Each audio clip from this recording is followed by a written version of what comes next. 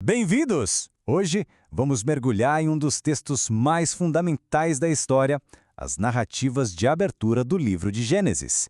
É uma história sobre começos, sobre escolhas e, claro, sobre promessas.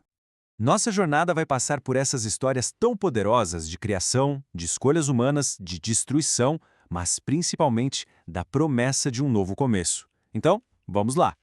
A nossa história começa literalmente no princípio de tudo.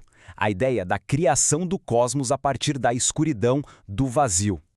No começo, imagine só, havia apenas escuridão sobre uma terra sem forma alguma. Então, uma voz poderosa traz a luz, estabelecendo a primeira ordem no universo. O caos começa a se transformar em cosmos. E ao longo de 6 períodos, 6 etapas, o mundo foi sendo formado. O que é fascinante de notar aqui é a progressão lógica, sabe? Primeiro, os ambientes são criados, a luz, o céu, a terra, e só depois vêm os habitantes para preencher esses espaços. Isso sugere uma criação com muita ordem e propósito. E no auge de todo esse processo, a humanidade é criada.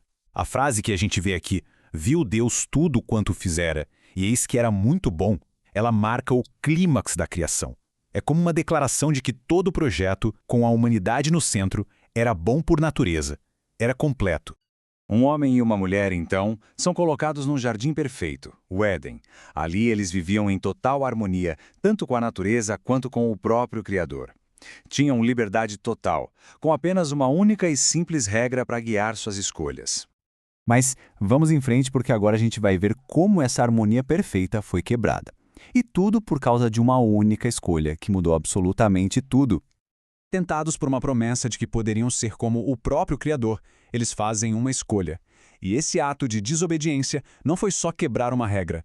Ele introduziu uma fratura, uma rachadura profunda naquela relação de confiança e harmonia com Deus. O contraste que a gente vê aqui é impactante. Aquela harmonia, aquela inocência, de repente dão lugar ao medo e à vergonha. A humanidade, que antes tinha uma relação tão direta com o Criador, agora se esconde, sentindo o peso da separação. E a dor dessa escolha começa a se espalhar, sabe? Como ondas que não param. Ela leva à primeira grande tragédia familiar da história, quando a inveja de Caim resulta naquele ato terrível contra o próprio irmão, Abel. Conforme o mundo se tornava mais e mais corrupto, um plano para um novo começo foi colocado em ação.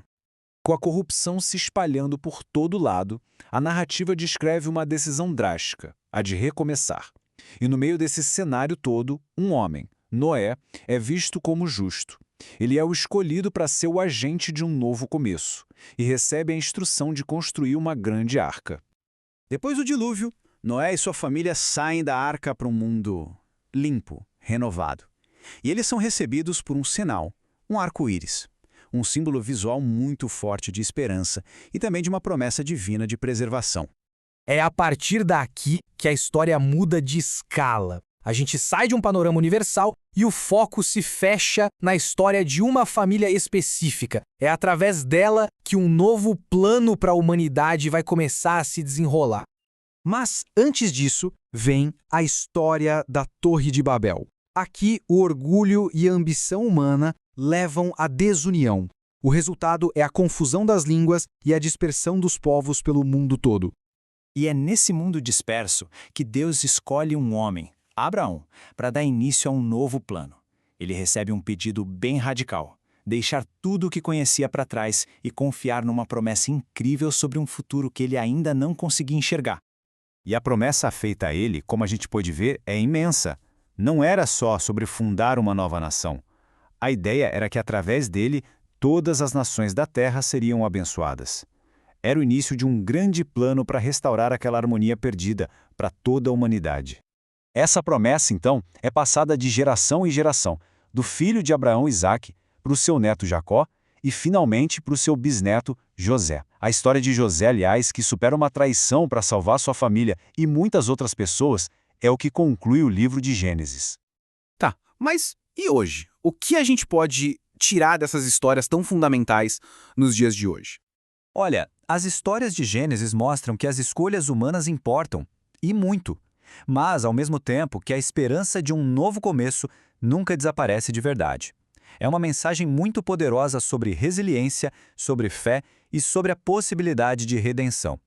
E essa ideia é perfeitamente resumida no finalzinho de Gênesis.